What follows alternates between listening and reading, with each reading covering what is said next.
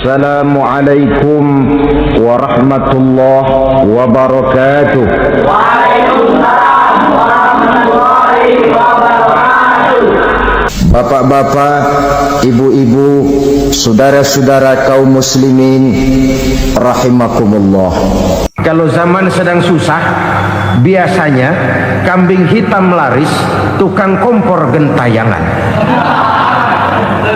Itu dari dulu selalu mencari kambing hitam. Karena itu kita tidak bicara orang, kita tidak bicara siapa yang salah, kita bicara sistem, dan sistem itu bisa mengena siapa saja. Kalau orang sudah mulai mengingkari janji, bergeser dari komitmen awal, itu sudah mulai ia mengalami proses peluncuran, proses degradasi. Ini penyebab yang pertama. Kita tidak lagi konsekuen bahwa bumi, air, sumber daya alam adalah milik negara, dikuasai oleh negara, digunakan bagi sebesar-besar kemakmuran rakyat. Ternyata rakyat yang makmur itu tidak merupakan gambaran yang menyeluruh dari rakyat kita. Undang-undang dasar kita menganut ekonomi kekeluargaan, tapi yang kita praktekkan adalah ekonomi keluarga. Kalau bukan keluarga nggak dapat proyek. Ibu-ibu, saudara-saudara kaum muslimin rahimakumullah. Kita menyaksikan peristiwa-peristiwa yang memilukan dan memalukan. PHK terjadi di mana-mana.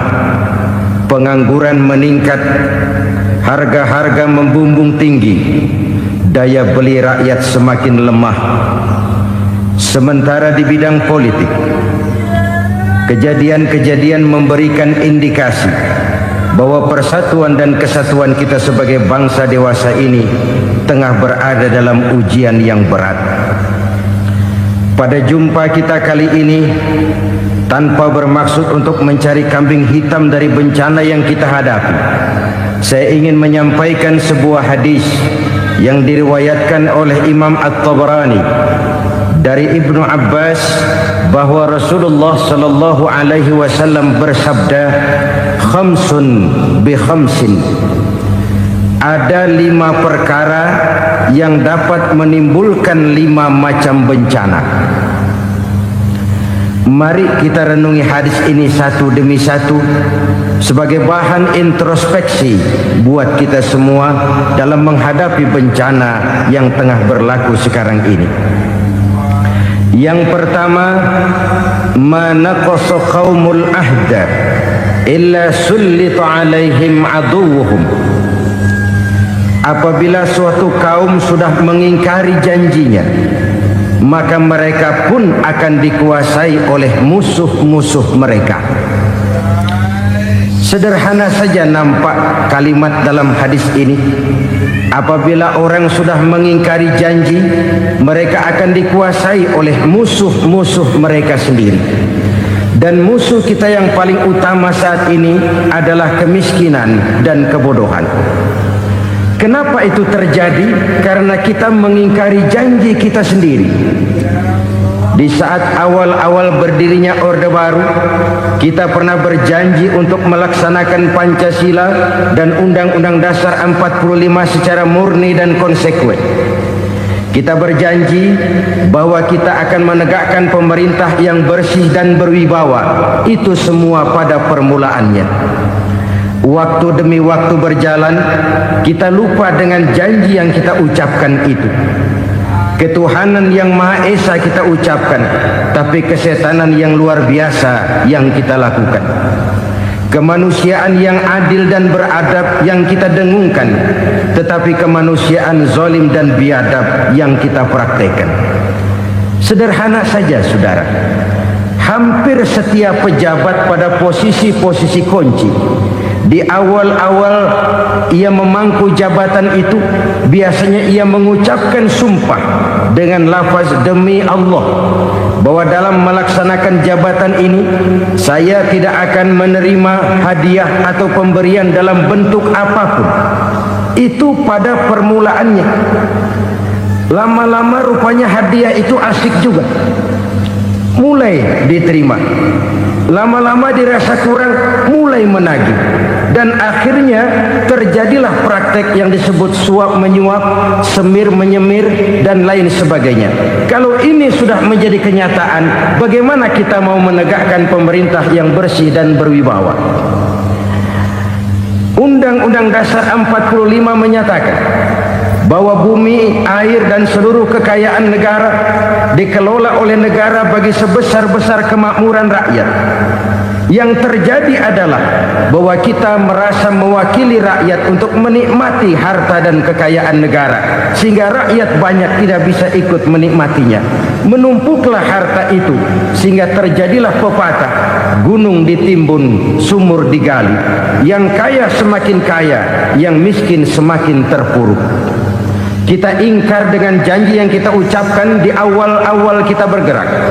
Kita ingkar dengan janji pada saat kita mengatakannya dengan menyebut nama Allah, dengan mempertaruhkan nama Tuhan. Sehingga pada akhirnya jabatan pun mengalami tender. Sudah menjadi rahasia umum. Orang mau jadi lurah mesti mengeluarkan uang. Mau jadi camat mesti mengeluarkan uang.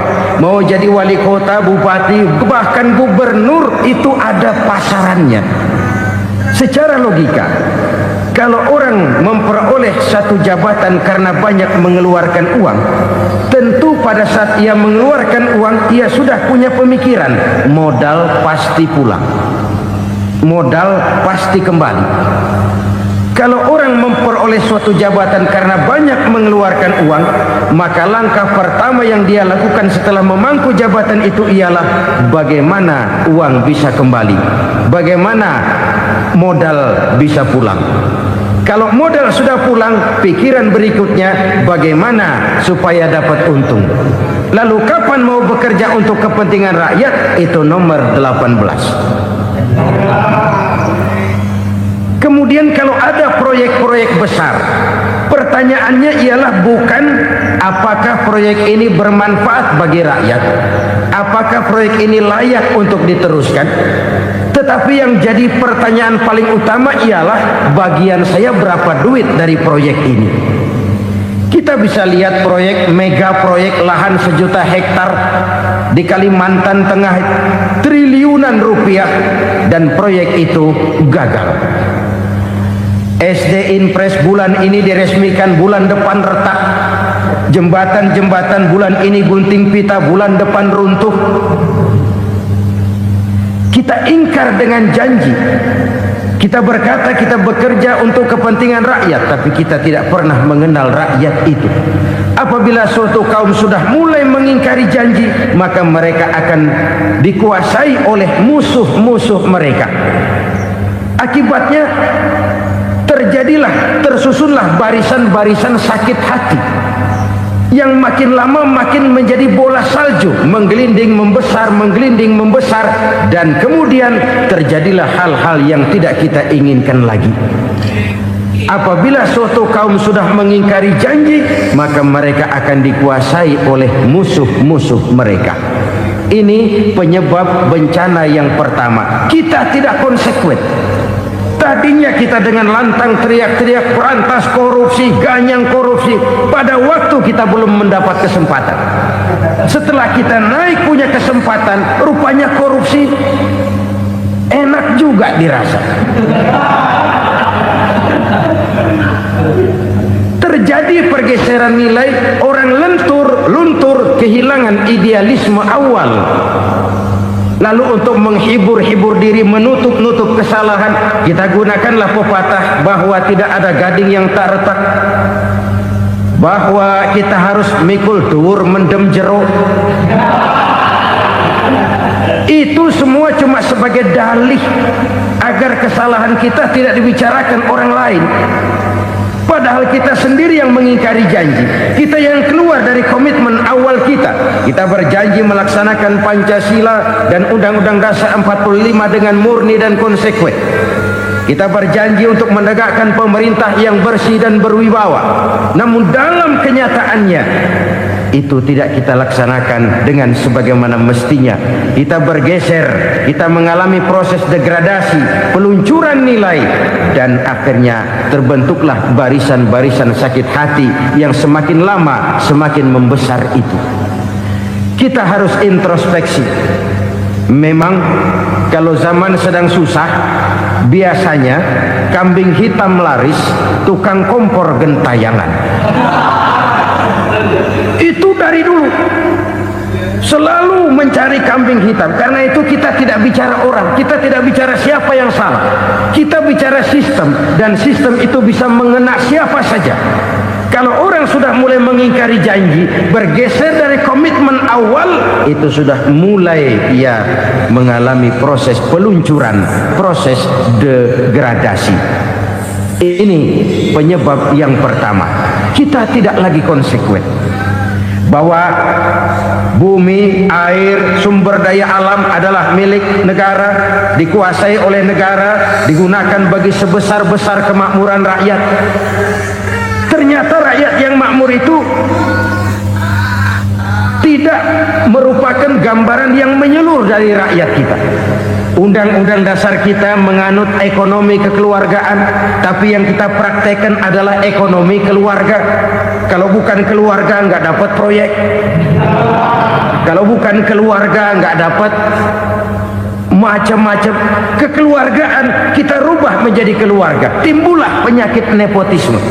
Kita bergeser, kita ingkari janji, dan kita anggap kita atasnamakan rakyat. Rakyat cuma sekedar jadi adres, rakyat cuma sekedar jadi alamat, tetapi kehidupan mereka tidak banyak berubah dan tidak banyak terangkat. Kaum muslimin rahimakumullah, ini penyakit yang pertama, penyebab bencana yang pertama. Yang kedua, kata Nabi, wa ma hakamu bighairi ma anzalallah. Apabila hukum yang diterapkan sudah tidak lagi bersumber dari hukum Allah, illa fasha fihimul faqru, maka akan bertebaranlah kemiskinan di mana-mana. Ini artinya apa? Apabila hukum tinggal sebuah stempel, apabila hukum sudah diatur menurut kepentingan, apabila hukum sudah tidak lagi ditegakkan secara adil, maka kemiskinan merambah di mana-mana. Hukum diatur menurut selera orang yang sedang berkuasa, maka yang benar bisa jadi salah, yang salah bisa jadi benar. Hukum dalam kenyataan hidup berlaku seperti pisau. Pisau itu kan saudara lihat, yang namanya pisau dimanapun itu tajamnya ke bawah, ke atas tumpul. Kalau hukum itu, kalau untuk rakyat, hukum itu tajam bukan main, cepat sekali dilaksanakan. Tapi giliran menengah ke atas yang gedean dikit berbuat salah, hukum tumpul. Hukum pura-pura tidak dengar. Akibatnya terluka rasa keadilan rakyat. Satu kasus rakyat diam, dua kasus rakyat diam, tiga kasus rakyat diam, kasus terakumulasi di hati rakyat. Luka rasa keadilan, dan itu menjadi sumber bencana. Penjarahan, kita tidak setuju itu, tapi kita harus melihat kausalnya. Itu kan tidak berdiri sendiri, itu kan karena terlukanya rasa keadilan rakyat, melihat kesempatan ini tidak merata. Kalau rakyat ini yang ngajukan kredit ke bank, walaupun jumlahnya cuma jutaan, ratusan ribu, susahnya 17 setan. Tapi ada orang-orang tertentu yang agunannya palsu, jaminannya palsu, bawa kata belece, bukan cuma miliaran, triliunan kredit bisa keluar. Terluka rasa keadilan, hilangnya kesempatan. Rakyat cuma dapat kesempitan, jarang dapat kesempatan. Dari lukanya rasa keadilan ini, memang ya entah lipstik, entah basa-basi, dibentuklah tim ini, dibentuklah badan pengawas ini, dibentuklah tim ini. Kalau membentur tahu, hancur tahu. Tapi kalau tim yang dibentuk membentur karang, bukan karangnya yang hancur biasanya, timnya yang bubar. Kenapa? Yang dibentur batu karang yang sangat keras. Kita main-main dengan hukum, kita tidak konsekuen dengan hukum, luka rasa keadilan, dan itu terakumulasi. Edi Tamsil, rakyat tahu, terakumulasi, menguap begitu saja. Kasus-kasus lain rakyat tahu, menguap begitu saja. Ketidakadilan terakumulasi, mengendap di hati rakyat, menunggu ledakan. Pada saat sumbu meledak, rakyat tidak bisa dibendung lagi. Oke, kita tidak setuju dengan penjarahan, tapi jangan melihat itu sebagai peristiwa yang berdiri sendiri. Kenapa itu terjadi? Kausalnya kenapa? Oke, kita tidak setuju memang, tapi yang dijarah oleh rakyat kan memang cuma untuk perut. Yang dijarahkan beras, yang dijarahkan televisi, yang dijarahkan kulkas yang masih bisa dihitung, yang memang real untuk kebutuhan rakyat. Penjara berdasi kepala botak yang menguras uang rakyat habis-habisan, enak saja melenggang dalam kehidupan ini. Makin terluka rasa keadilan rakyat. Apabila hukum yang diterapkan sudah menyimpang dari keadilan yang diajarkan Allah, fasyafihimul fakru, bertebaranlah kemiskinan. Aneh, memalukan, memilukan. Sebuah negara agraris yang katanya pulaunya hijau royo-royo, Gemari Palau Jenawi Toto Tentem Kertora Harjo, yang tahun 93 pernah mendapat penghargaan dari FAO, Badan Pangan Sedunia, sebagai negara yang berhasil dalam swasembada pangan. Sekarang ini kita terpaksa betul beli beras dari Vietnam, beli beras ke Kamboja, beli kedelai dari Kamboja.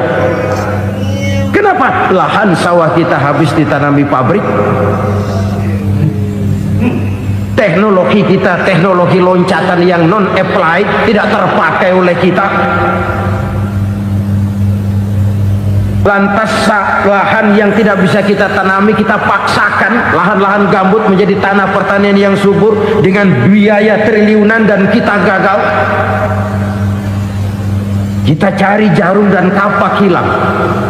Kita mau jadi negara industri dengan loncatan teknologi yang maju, kita lupakan pola pijak kita sebagai negara agraris, dan akhirnya kita kecolongan. Lihatlah dewasa ini, rakyat kita antri sembako di mana-mana. Di sebuah negara agraris, ketidakadilan melahirkan kemiskinan. Kemiskinan moral dan kemiskinan material. Kemiskinan moral, rakyat nggak percaya lagi sama pejabat. Rakyat mengalami krisis figur. Orang ala lu ngomong dah sama ember.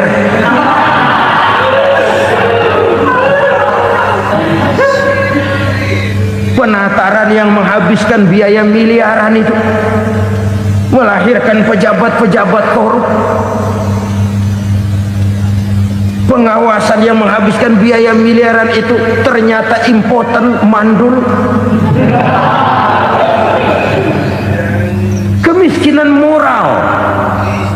Jujur saya berkata, saudara-saudara, setelah pintu reformasi dibuka, itu yang masuk memang macam-macam. Ada yang memang punya tujuan murni, konsekuen, dan punya konsep. Ada yang nunggu di tikungan, begitu mobil lewat nyamber pintu, berangkat ikut reformasi. Ada yang memanfaatkan momentum, mumpung, untuk nyampein unek-unek, ngerti nggak, pokoknya ngomong. Sehingga keadaan semakin rancu, kebingungan semakin menjadi-jadi, masalah yang paling urgen tidak terselesaikan. Sekarang ini orang berpikir mendingan jadi pala ular daripada jadi buntut macan. Buntut macan memang hebat macan, tapi kalau buntutnya cuma ugel-ugel di belakang buat apa? Mendingan jadi pala ular, kecil juga nyaplok. Artinya ya biar kecil juga kalau punya partai kan gagah. Lalu rame-rame bikin partai kayak bikin arisan. Orang makin mengalami dislokasi. Semua mau jadi pahlawan, semua mau nomor satu, semua ngomong. Iya kalau bidangnya, kalau bukan makin rancu. Marilah lewat kesempatan ini saya mengajak kita untuk tahu diri. Biarkan politisi ngomong politik, biarkan ekonom menata ekonomi, biarkan praktisi bicara soal hukum, biarkan rakyat munajat, istighfar, mohon pertolongan Allah. Tahu diri kita. Kalau memang ayam, kukuruyuk aja dah. Kalau memang kucing, ayo ngeong. Kalau kambing, silahkan ngembe. Udah tahu ayam, ngeong bunyinya. Suaranya palas, orang nggak ngerti, bingung, makin menjadi-jadi. Ibarat kesebelasan sepak bola bangsa kita sekarang ini, rame-rame mau bikin gol, kiper ikut nyerang sekarang. Memilukan dan bahkan memalukan. Wa ma hakamu bighairi ma anzalallah illa fasha fihimul fakru. Kalau hukum yang diterapkan sudah menyimpang dari keadilan yang diajarkan Allah, bertebaranlah kemiskinan di mana-mana. Coba sekarang ini yang punya duit bingung, apalagi yang kagak punya duit. Yang pengusaha gede ngeluh, apalagi yang pengusaha pas-pasan. Yang kagak punya beras, yang punya beras saja masih bingung, apalagi yang nggak punya beras. Ini sudah demikian merata. Dulu kita kagum mendengar konglomerat kelas buadah, kelas-kelas yang seakan-akan cuma ada dalam khayalan mereka, punya kekayaan miliaran dolar, triliunan. Sudahlah, seolah-olah nggak terjangkau sama kita. Weh, ternyata yang gede-gede itu juga gede utangnya.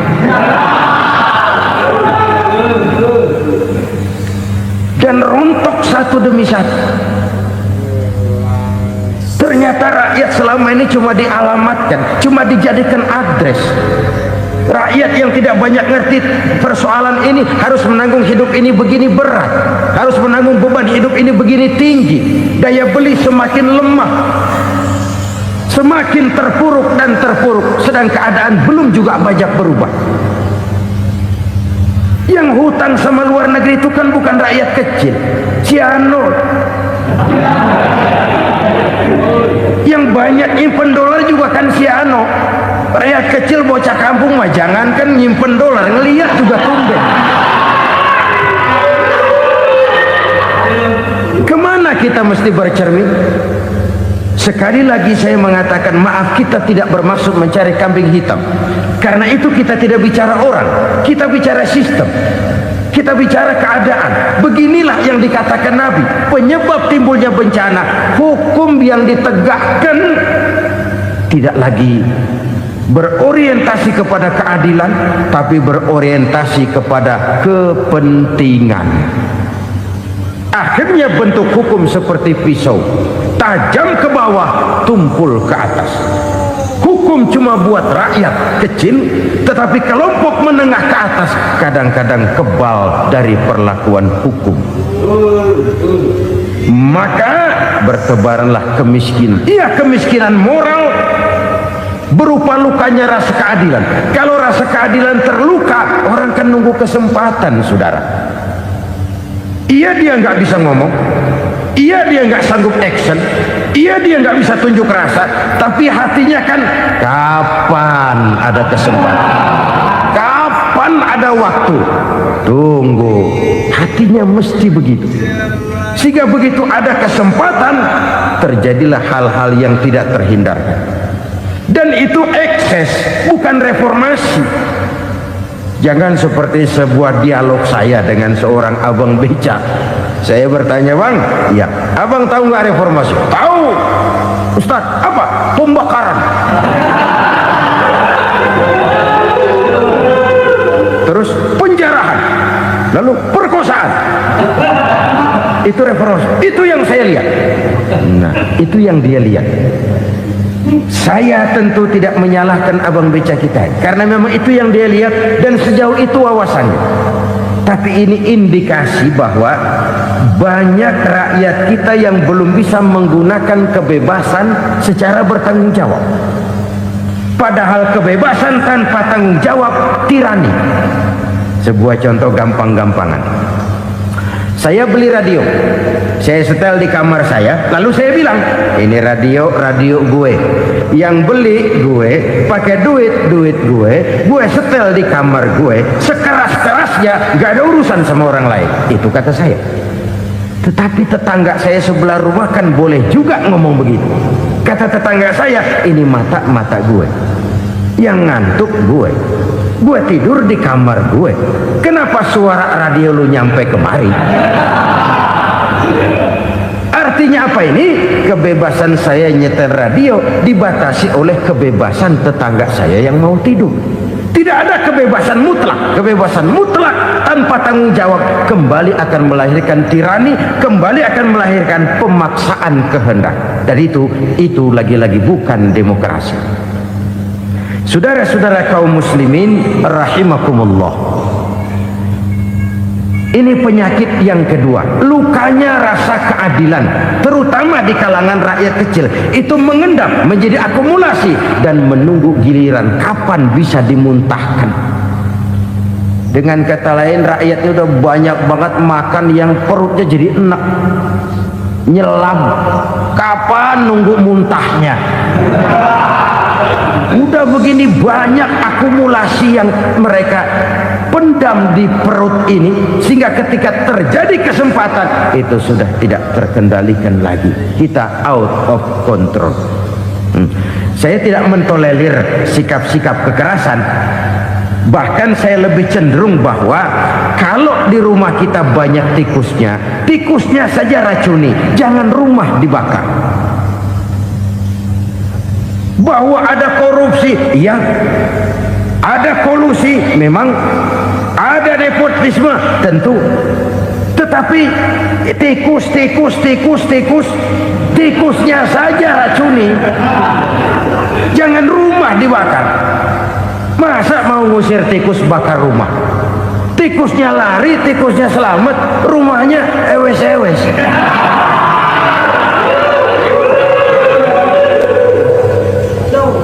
Tikus selamat, rumah nggak punya, masalah nggak terselesaikan dengan sebagaimana yang kita harapkan. Kita sepakat ini negara hukum, dan di hadapan hukum semua manusia itu sama. Itu prinsip yang diajarkan Allah. Al-musawat bainan nas fi takalifil ahkam. Semua manusia sama dalam berhadapan dekat dengan hukum Allah Subhanahu wa taala. Kalau hukum sudah pandang bulu, itu jelas yang enak yang banyak bulunya. Siapa yang banyak bulunya? Monyet. Kalau hukum pandang bulu, monyet keenakan. Saudara-saudara kaum muslimin rahimakumullah, introspeksi. Mari kita bercermin bagaimana perjalanan hukum selama ini. Kalau introspeksi ini kita temukan, lalu ada upaya untuk memperbaiki diri. Jangan menggunakan tak ada gading yang tak retak, mikul duwur mendem jero untuk menutup-nutupi kesalahan orang. Padahal kesalahan itu sedemikian besar. Padahal rakyat kita tiap hari antri sembako. Ada yang sehari sekali makan, ada yang makan sudah bercampur tiwul, ada yang nasi sudah dicampur pisang, balik jadi orok lagi. Macam-macam upaya rakyat untuk menangsal perut ini. Lalu rakyat ditenang-tenangkan, lebih baik puasa Senin Kemis sambil menghadapi krisis ekonomi. Kenapa rakyat yang disuruh puasa? Kenapa bukan pejabatnya yang puasa lebih dulu untuk kemakmuran rakyat? Kalau rakyat yang memang perutnya udah gepeng disuruh puasa, makin krempeng perutnya. Artinya pejabat harus punya sense of politik. Ya, tidak, puasa itu kan tidak cuma Senin Kemis saja. Puasa itu puasa perasaan, puasa menghargai perasaan yang sedang kondisi yang sedang dihadapi oleh rakyat. Bagaimana rakyat yang tengah antri sembako melihat pejabatnya lewat dengan mobil yang harganya sampai 1 miliar. Oh, inilah pemimpin saya. lagi rasa keadilannya. Kita tidak tenggang rasa. Puasa dalam artian itu pun akan menolong menegakkan semangat kebersamaan, membentuk semangat kebersamaan. Saudara-saudara kaum muslimin rahimakumullah, penyebab bencana yang ketiga dikatakan oleh baginda Nabi, wala dhaharat fihimul fahishatu illa fasha fihimul maut. Apabila kekejian telah merajalela, maka maut bertebaran di mana-mana. Kita renungi butir kalimat dalam hadis ini. Apabila kekejian telah merajalela, maut bertebaran di mana-mana. Begitu murah arti sebuah kehidupan. Penjarahan untuk hal-hal yang kecil tapi sampai mengorbankan nyawa. Apabila kekejian sudah terjadi di mana-mana, maut pun bertebaran.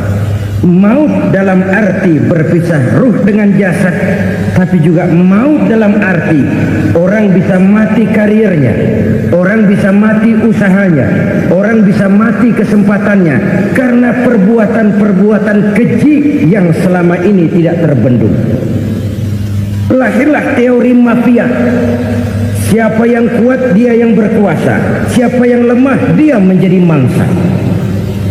Proyek-proyek besar yang menang tender itu ya dari itu ke itu saja. Yang pengusaha-pengusaha tidak punya koleksi, koneksi, tidak bisa bayar komisi, dapat proyek tetelan. Ada dagingnya, dikit namanya juga tetelan.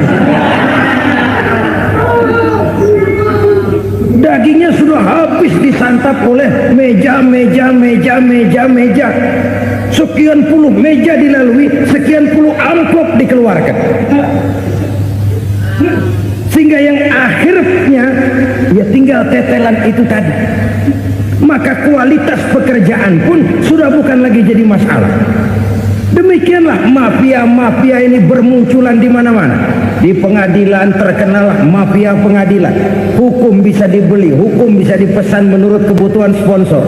Mafia peradilan, mafia politik, mafia ekonomi, bahkan mafia agama yang menggunakan agama sebagai kedok, menggunakan agama sebagai dalih, menggunakan agama sebagai topeng untuk melancarkan maksud-maksud politiknya pun tidak tertutup kemungkinan. Apabila kekejian telah merajalela, maut bertebaran di mana-mana. Korupsi, kolusi, nepotisme itu bagian dari kekejian. Kita selama ini kalau mendengar maksiat, itu yang terbayang cuma judi, mabuk, zina.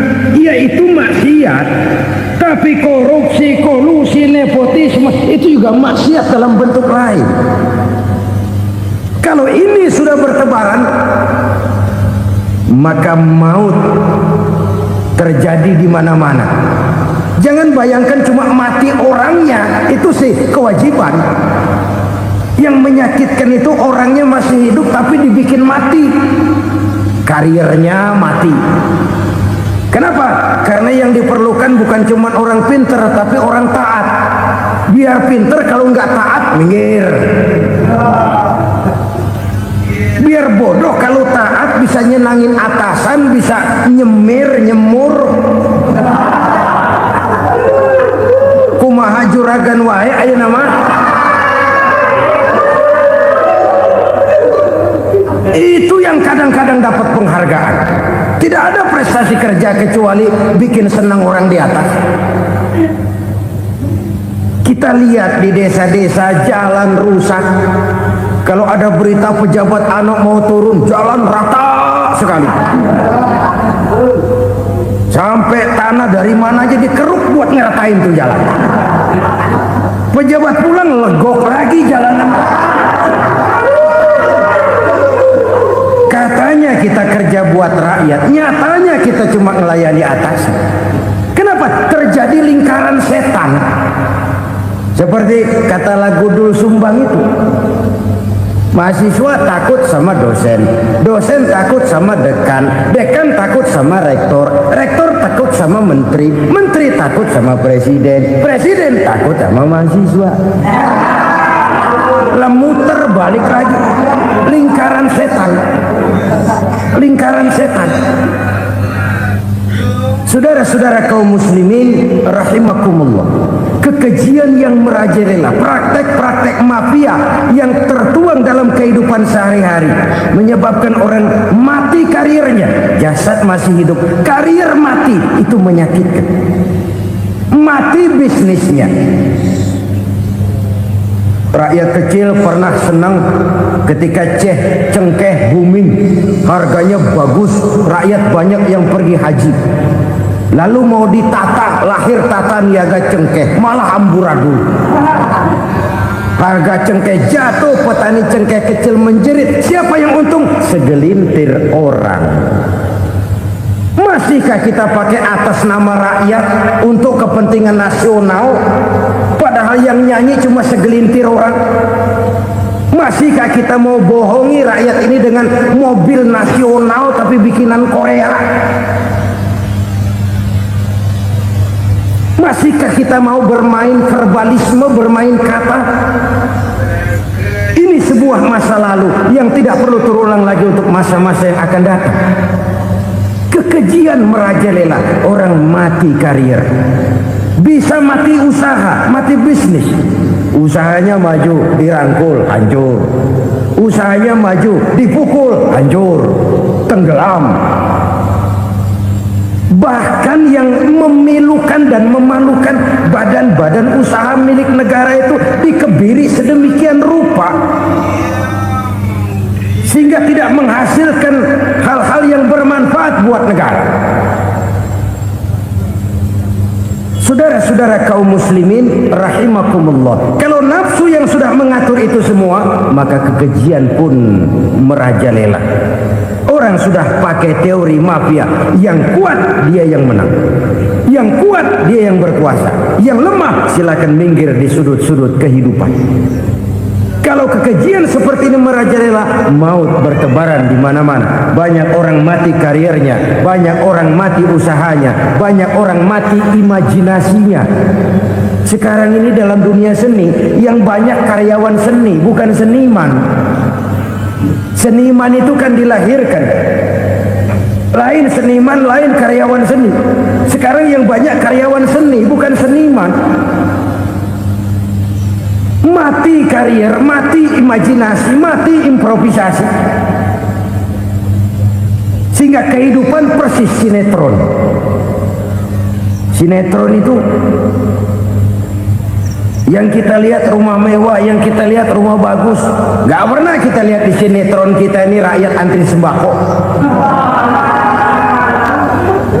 Kita dijejali hal-hal yang indah, yang wah, yang membuat kita tenggelam dalam gaya hidup instan, tenggelam dalam gaya hidup wah. Kita lupa dengan realitas keseharian di tengah-tengah masyarakat kita. Lahirlah kelompok-kelompok selebritis, dibesarkan oleh berbagai media. Selebritis pilek aja masuk koran, pilek.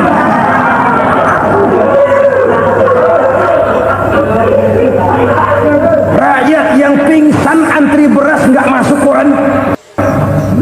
Rakyat yang semaput antri minyak nggak masuk koran.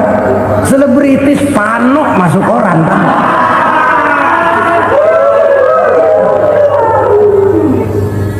Kita besarkan hal-hal kecil, kita kecilkan hal-hal besar.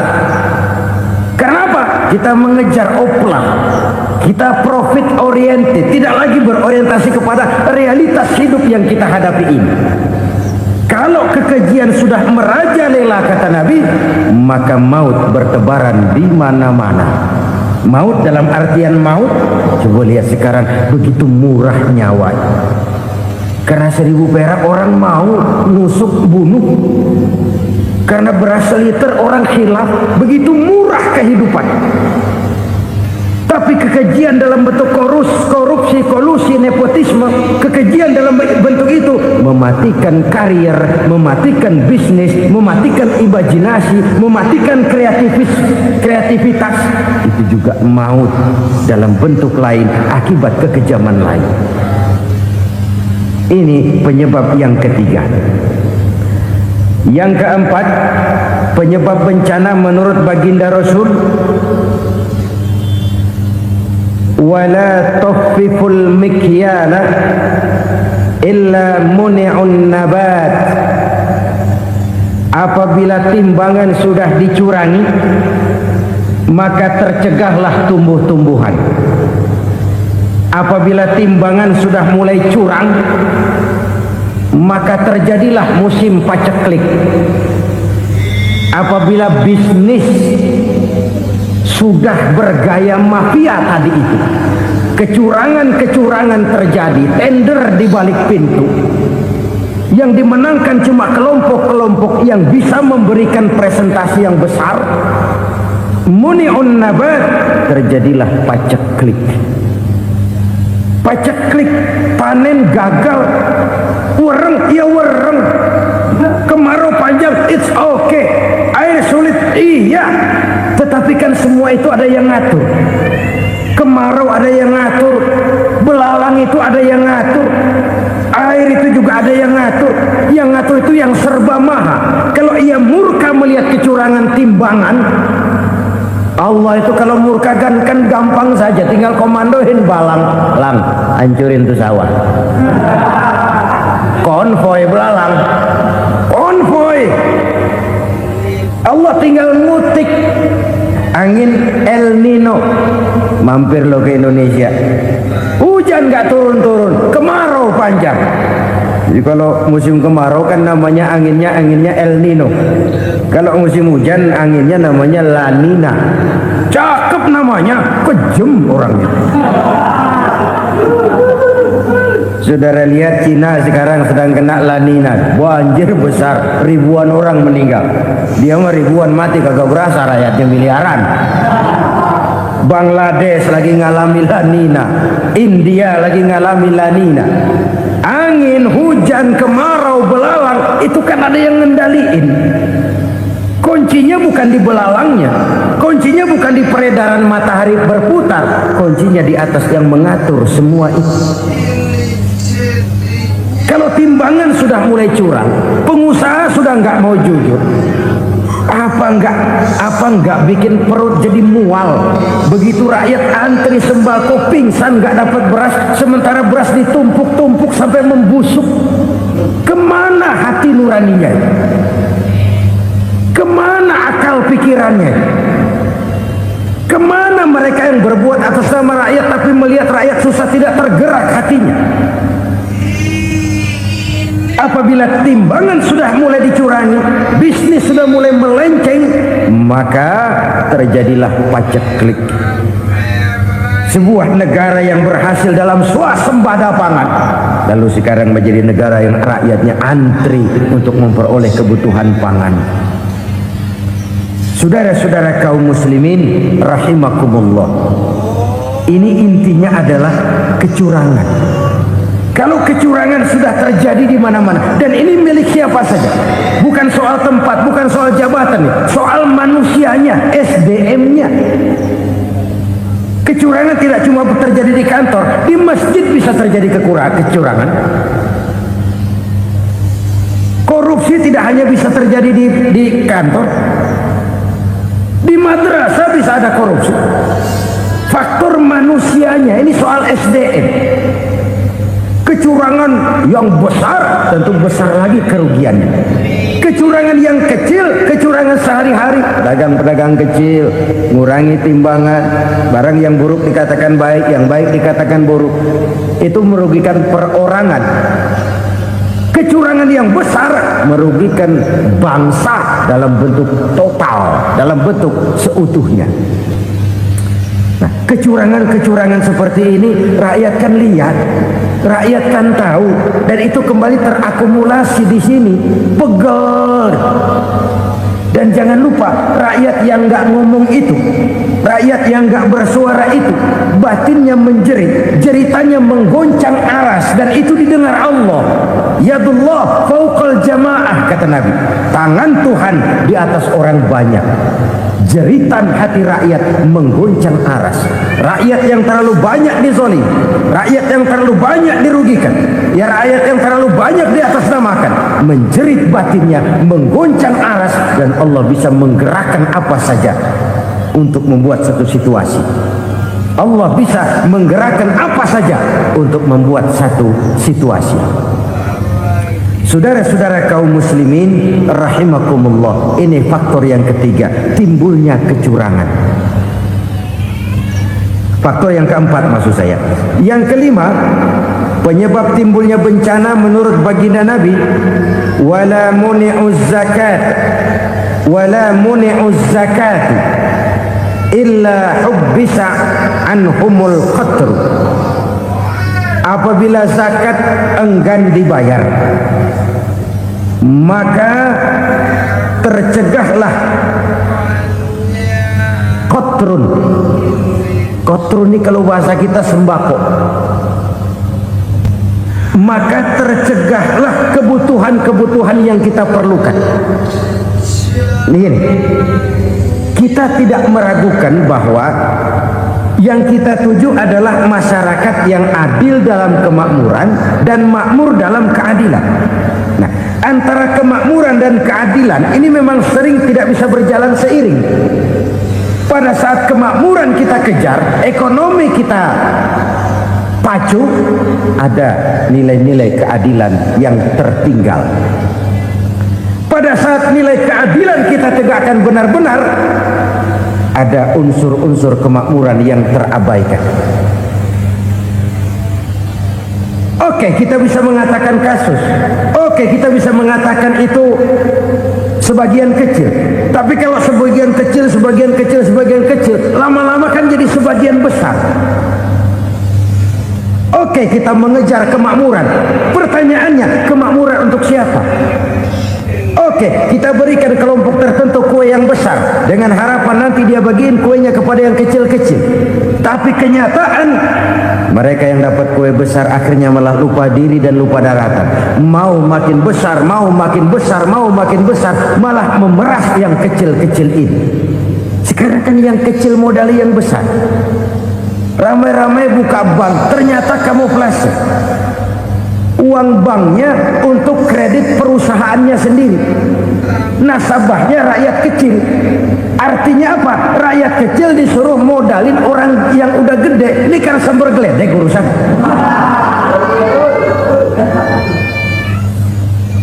Ini kan permainan apa lagi?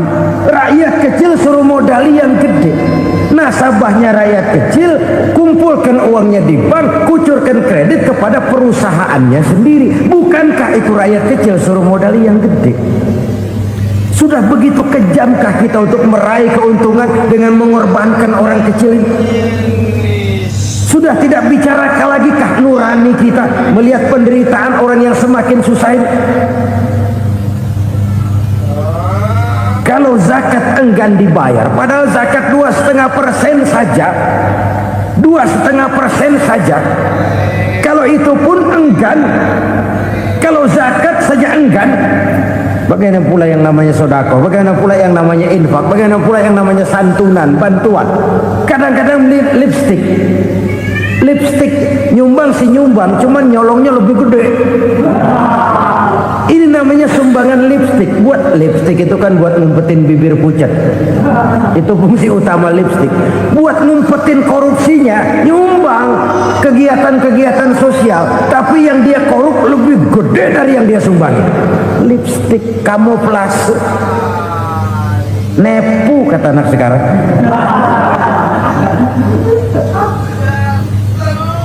Saudara-saudara kaum muslimin rahimakumullah.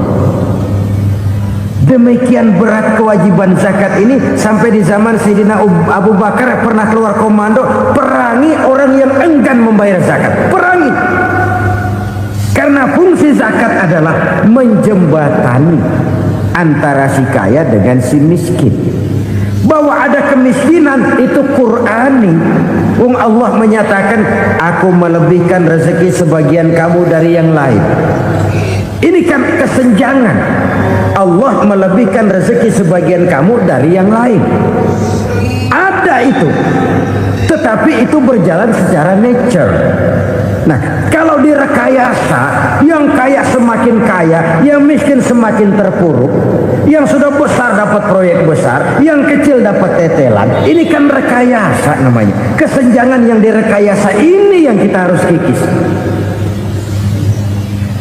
Nah, fungsi zakat menjembatani dari sisi sosial. Dari sisi pribadi, Nabi berpesan, zakku amwalakum biz zakat. Bersihkan hartamu dengan zakat. Sekarang ada istilah nyuci uang. Uang hasil korupsi itu bisa dicuci, dijadikan uang bersih. Bukan pakai rinso, bukan. Pakai politiknya koruptor, diolah sedemikian rupa sehingga jadi uang resmi. Sudah memutik, itu termasuk yang disebut kejahatan kerah putih, white collar crime. Kejahatan kerah putih, kejahatan pakai dasi, kejahatan kelas kakap. Makanya orang mendingan goblok kagak bener daripada pinter kagak bener. Goblok kagak bener itu gampang ngurusinnya. Pinter kagak bener, ini yang berabe bener ngurusinnya.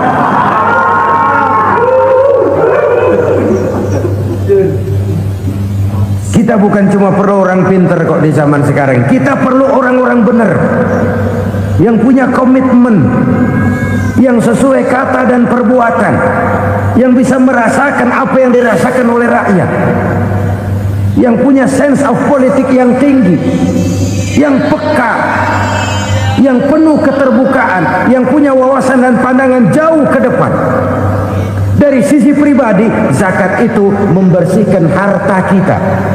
Ya, dia tercampur dengan yang subuhat, dia bahkan mungkin tercampur dengan sedikit-sedikit yang haram. Itu zakku amwalakum biz zakat. Bersihkan hartamu dengan zakat itu. Pada sisi sosial ia menjembatani, pada sisi pribadi ia membersihkan harta kita. Karena itu kalau kita minta berdoa minta rezeki, syarat rezeki itu halalan, thayyiban, wasi'an. Enggak pernah kurang dari tiga itu. Halal, bagus, banyak. Halal, bagus, tapi sedikit, susah ngaturnya. Halal, banyak, tapi kurang bagus. Buat apaan? Bagus, banyak, tapi haram. Enggak ada artinya. Sebab kata Imamul Ghazali, kalau kau terlalu suka memakan makanan yang haram, dikunyah masuk ke dalam perut besar, digiling oleh perut besar, menghasilkan energi, menggerakkan sel-sel pembuluh saraf, kau juga akan cenderung berpikir yang haram. Kalau sudah cenderung berpikir yang haram, perbuatan pun akan mengarah kepada perbuatan-perbuatan yang haram. Dulu waktu kelompok Jimbaran 200 konglomerat Indonesia kumpul dihimbau supaya sekian persen kasih pengusaha-pengusaha lemah. Itu kan cuma sekedar belas kasihan, tidak banyak menolong keadaan. Dan bukan itu yang diperlukan pengusaha-pengusaha kecil. Yang diperlukan adalah berikan kami kesempatan seperti mereka dapat kesempatan. Berikan kami peluang seperti mereka juga dikasih peluang. Kalau cuma dikasih 100 juta, 200 juta hari ini, usaha kami nggak ada prospeknya, peluang kagak ada, kan sama juga bohong. Diceburin ke kali, disuruh berenang, tangan diikat, mendingan mampusin ketahuan. Ayo berenang, berlomba, tangan diikat, kaki diikat, sama saja nyuruh mati. Jadi jangan kasih ikannya, kasih kailnya. Yang diperlukan pengusaha kecil menengah ke bawah itu bukan cuma sekedar belas kasih dari konglomerat-konglomerat besar. Berikan kami peluang seperti mereka juga dapat peluang. Berikan kami kesempatan seperti mereka dapat kesempatan. Berikan kami kredit dengan kemudahan seperti mereka juga kalau minta kredit begitu mudahnya. Menciptakan peluang dan kesempatan, pemerataan. Bukan menciptakan manusia Indonesia dengan standar ekonomi yang sama.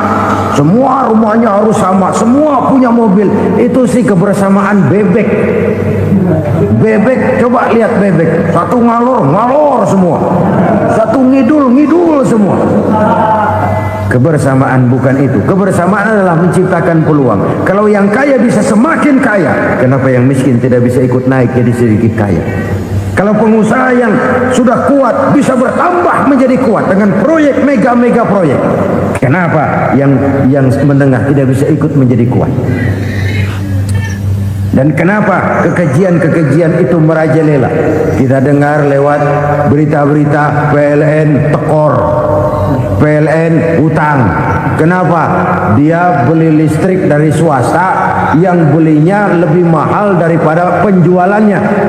Artinya dia beli itu listrik dari perusahaan listrik swasta, dia jual kepada rakyat lagi. Harga jualnya lebih murah daripada dia beli kepada swasta. Kenapa? Ada tekanan lagi tuh. Biasa siklus lagi. Hukum Boyle. Atas neken, paling bawah gepeng. Ya kita nih rakyat kecil, emang nasibnya gepeng terus. Saudara-saudara kaum muslimin rahimakumullah, dari 5 penyebab bencana ini kita ambil kesimpulan untuk sebuah renungan dan introspeksi kita bersama. Pertama, mengingkari janji. Padahal janji itu yang lebih tinggi nilainya adalah di hadapan Allah Subhanahu wa taala.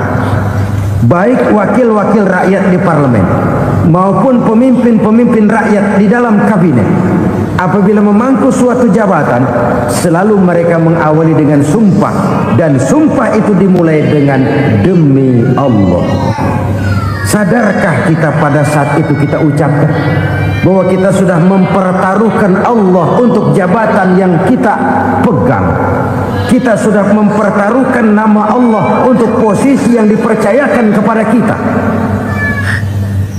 Sadarkah kita bahwa menyia-nyiakan itu satu dosa yang sangat besar, yang tidak hanya kepada Allah tetapi juga kepada rakyat yang kita wakili, kepada rakyat yang kita pimpin. Assalamualaikum warahmatullahi wabarakatuh. Iblis kalau orang begini kan kekik, ibadahnya rajin, kaya. Yang kayak begini susah digodain. Kalau ibadahnya rajin, miskin, kali bisa disogok. Sini imannya mantap, ibadahnya rajin, kaya, nabi lagi. Oh, tapi namanya iblis nggak kurang akal. Laporan, Tuhan, kenapa Les? Ya ini bahasa saya, bahasa Qurannya sih nggak gitu. Itu hambamu yang namanya Ayub, dia rajin ibadah cuma karena dikasih kaya aja. Coba kasih miskin dia, berhenti dia sembahyang. Ah, kamu bisa aja. Saya tahu Ayub itu hambaku yang ikhlas. Saya buktiin Tuhan, silahkan. Dibuktiin lah, iblis turun ke alam ini. Yang mula-mula dia lakukan, dia rusak sawah ladang Nabi Ayub. Dia binasakan binatang ternak Nabi Ayub. Sehingga dalam waktu singkat, jatuhlah Nabi Ayub dari orang paling kaya jadi orang paling miskin. Beliau masih ibadah di mihrab dalam masjid. Datang iblis. Saudara Ayub, ya, lagi ngapain? Ibadah. Nyembah Allah, nyembah Allah. Oh, percuma. Kenapa? Tuhan yang ente sembah nih, dia udah bikin miskin ente. Sawah ladang ente hancur lebur, binatang ternak binasa. Sekarang ente jadi orang paling miskin. Ngapain nyembah Tuhan kayak begitu? Tekor. Udah berhenti dah ibadah, berhenti ibadah. Ini iblis sama Tuhan laporannya lain, yang dikerjakan kepada Nabi Ayub juga lain. Benar begitu iblis kata Nabi Ayub? Iya, sawah ladang saya habis buras, binatang ternak saya binasa. Saya miskin, bangpak. Apa jawab Nabi Ayub? Bukan innalillahi, ini hebat. Alhamdulillahillazi a'tani wa akhza minni. Segala puji bagi Allah yang telah memberikan harta kepada saya dan sekarang mengambilnya lagi. Alhamdulillah. Allah yang ngasih, Allah yang ambil.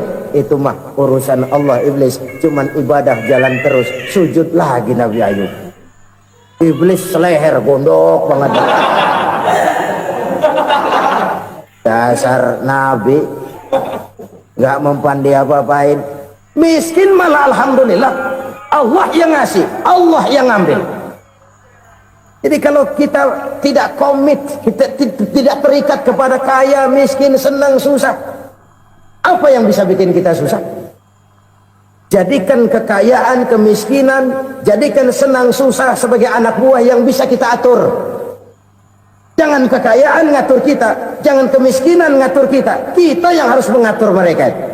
Senang susah, kaya, miskin, bahagia, sengsara, jadikan itu anak buah yang bisa kita atur. Kalau sekarang kita kaya, lain saat boleh jadi kita miskin, semiskin-miskinnya. Allah yang ngasih, Allah yang ambil. Tenaga mana yang bisa menghalangi? Ibadah jalan terus. Iblis makin gondok. Dasar Nabi loh. Akhirnya apa?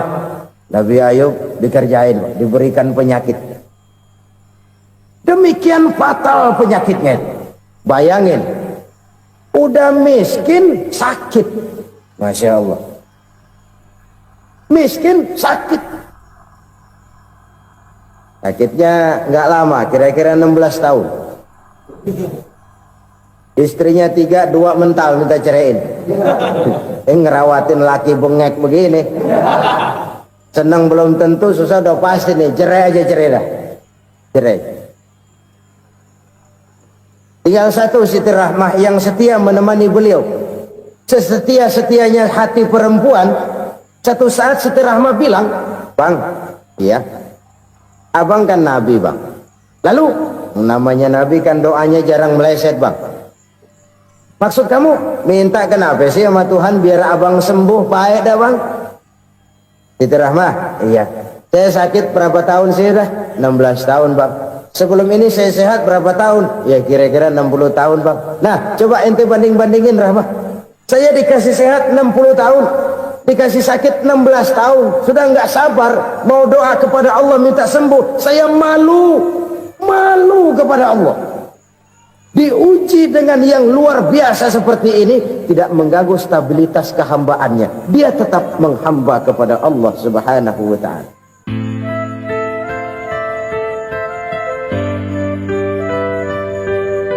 Selalu berusaha menyimpan sesuatu yang bisa membawa manfaat, baik untuk dirinya, untuk anak cucunya, maupun untuk keluarganya, untuk masa kini dan masa depannya. Kadang simpanan itu berbentuk uang, kadang berupa tanah, lain saat berbentuk pabrik, dan lain sebagainya. Sementara masa depan yang paling pasti adalah akhirat. Jika untuk masa depan dunia kita rela memeras keringat, membanting tulang, pergi pagi dan pulang petang, menyimpan uang, menyimpan tanah, menyimpan pabrik, pernahkah kita merenung jika satu saat kiamat datang, kita dibangkitkan dari kubur masing-masing, berdiri di padang mahsyar untuk mempertanggungjawabkan seluruh kegiatan hidup kita di dunia ini, lalu kita akan menuju ke alam akhirat. Sudahkah kita mempunyai simpanan untuk akhirat kita? Pada pertemuan kali ini saya ingin menyampaikan sebuah hadis di mana Rasulullah sallallahu alaihi wasallam bersabda, "Arba'un min kanzil jannah." Simpanan sorga ada 4 macam.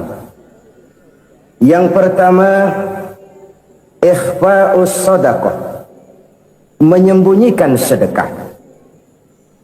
Saudara-saudara kaum muslimin, sebagaimana yang kita maklum bahwa Allah Subhanahu wa ta'ala melebihkan sebagian rezeki dari kita terhadap yang lain. Ada yang kaya, ada yang setengah kaya, ada yang miskin, ada yang setengah miskin, dan selanjutnya. Ada yang gajinya kecil tapi penghasilannya gede. Ada yang penghasilannya gede tapi nggak punya gaji. Ada juga yang memang gajinya gede dan penghasilannya gede. Kelebihan rezeki merupakan sunnatullah dan tidak harus membuat kita merasa lebih dari yang lain. Bahkan sebaliknya, kelebihan itu harus membuat kita ringan tangan untuk menolong mereka yang memang memerlukan pertolongan.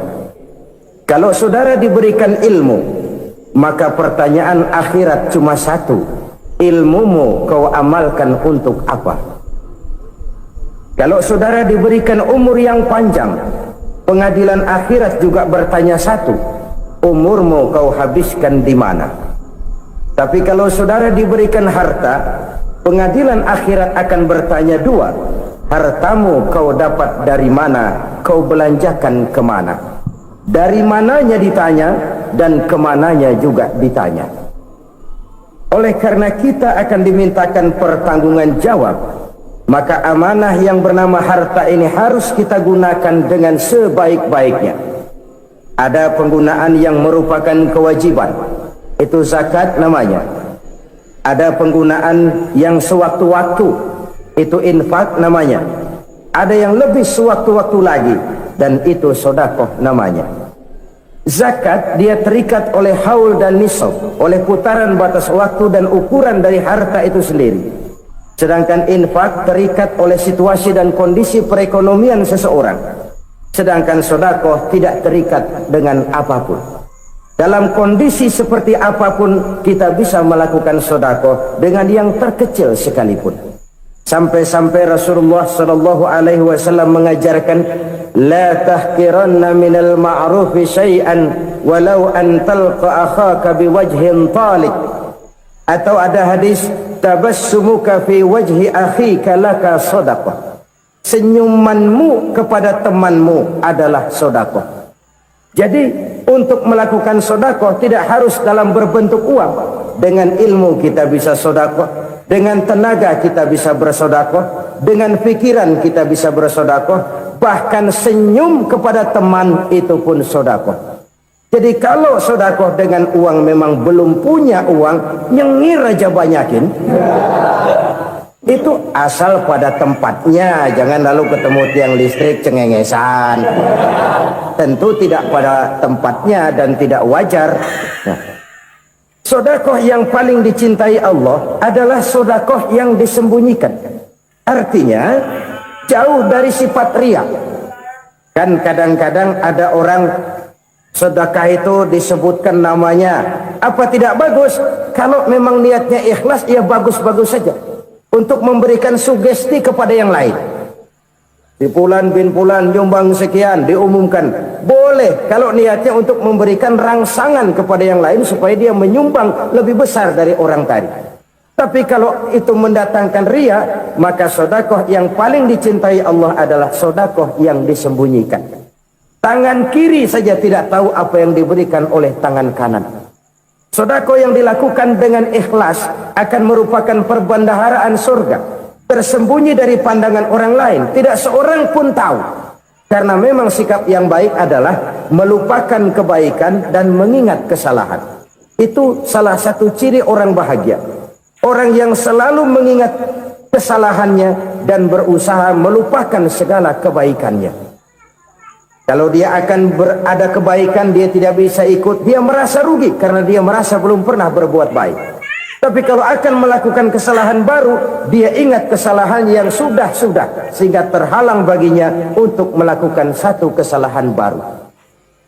Demikianlah saudara-saudara, bahwa Allah melebihkan rezeki sebagian kita dari yang lain, agar terjadi tolong-menolong dalam kehidupan ini. Jadi kesenjangan yang nature, kesenjangan yang alami, itu sunnatullah. Ada yang kaya, ada yang miskin, ada yang kelas menengah. Nah, kenapa lalu sekarang kita berusaha mengentaskan kemiskinan? oleh karena adanya kesenjangan struktural. Kalau yang kaya bisa semakin kaya, kenapa yang miskin tidak bisa naik jadi ikut sedikit kaya? Sebab pada dasarnya Islam adalah agama yang sejak turunnya sudah berupaya memerangi kemiskinan. Bahkan dikatakan kemiskinan itu mendekatkan kepada kekufuran. Orang kalau miskin udah dekat banget sama kafir. Gampang menjadi kafir. Berapa banyak saudara-saudara kita yang oleh karena soal perut, oleh karena soal materi, terpaksa meninggalkan dan menanggalkan akidahnya, menjual petunjuk yang diberikan Allah dengan kesenangan dunia yang cuma sebentar ini. Na'udzubillah summa na'udzubillah. Jadi makin kita sembunyikan satu sedekah, semakin banyak perbendaharaan kita di surga. Sedekah yang paling dicintai Allah adalah sedekah yang disembunyikan. Malahan ada seorang sufi, dia punya kebiasaan kalau pergi sholat Jumat dia bawa uang, itu uang dia taruh di bawah tikar masjid. Dia niat sedekah kepada siapa saja yang nemuin itu duit. Maksudnya apa? Supaya yang nemuin nggak tahu siapa yang punya duit. Demikian dia saking ingin menyembunyikan sedekahnya. Karena sifat ria itu bisa memakan amal kita sendiri. Ria itu termasuk menyebut-nyebut kebaikan kita. Orang yang suka nepuk dada, sedikit-sedikit ngitungnya kalau nggak gua. Tuh kalau nggak gua tuh. Tuh yang belas itu kalau nggak gua, kalau nggak gua. Iya kalau nggak lu kenapa emang? Orang yang suka menepuk jasad. Tuh, biasanya memang begitu saudara-saudara. Kalau perang lagi berkecamuk, orang nggak sempat ngaku jadi pahlawan. Tapi begitu perang selesai, yang kagak kenal bedil ngaku pahlawan, mas. Itu sesuatu yang biasa. Oleh karenanya, orang-orang yang ikhlas dalam bersodako, disembunyikannya sodako itu, Allah cinta betul. Malahan ada hadis memberikan jaminan, inna sodaqatal mar'il muslimi tazidu fil umri wa tadfa'u mitata su'i. Sesungguhnya sedekahnya seorang mukmin tazidu fil umri, bisa menambah umur panjang, wa tadfa'u mitata su'i, dan menyelamatkan manusia dari mati secara su'ul khatimah. Jadi siapa yang kepengen panjang umur, banyaklah sedekah. Yang bosan hidup, pelit terus. Sedekah menambah panjang umur dan menyelamatkan manusia dari mati secara su'ul khatimah. Pak, katanya umur itu nggak bisa ditambah, nggak bisa dikurangin. Kapan? Kalau ajal sudah datang. Fa idza jaa ajaluhum la yastakhiruna sa'atan wa la yastakdimun. Kalau ajal datang tidak bisa dimajukan, tidak bisa dimundurkan. Itu kalau ajal sudah datang. Tidak bisa lagi umur ditambah dikurangi, sudah datang. Tapi kalau belum datang, itu kan haknya Allah. Mau ditambah, mau dikurangi, hak prerogatif Allah. Sebagai pencipta manusia, Allah maha kuasa dan maha mampu. Sedekah ini menambah panjang umur dan menyelamatkan manusia dari mati secara su'ul khatimah. Itu orang mati kan sama ya, kondisinya mati, nggak nafas. Tapi hakikat mati kan lain-lain. Ada yang mati itu husnul khatimah, baik akhirnya. Misalnya lagi ngaji mati, lagi sholat mati, lagi sedekah mati. Ini yang dinamakan dengan husnul khatimah, baik di akhirnya. Sebaliknya ada yang su'ul khatimah, jelek di akhirnya. Ini yang jadi catatan akhir. Lagi nyekek botol, mampus. Lagi banting kartu, modar. Su'ul khatimah, jelek pada akhirnya. Sedekah menyelamatkan manusia dari mati secara su'ul khatimah. Dan kita semua kepengen mendapat husnul khatimah, jauh dari su'ul khatimah. Oleh sebab itu yang bisa menyelamatkan kita dari penyakit itu antara lain adalah sedekah yang disembunyikan, yang dikerjakan dengan ikhlas karena Allah, tidak karena kepengen dipuji orang, tidak karena ingin dikatakan orang pemurah. Sebab orang dermawan itu orang yang memberi tanpa harus diminta. Kalau masih harus diminta, ya belum dermawan namanya, masih harus diminta. Kalau nggak diminta ya tulus, lolos, polos.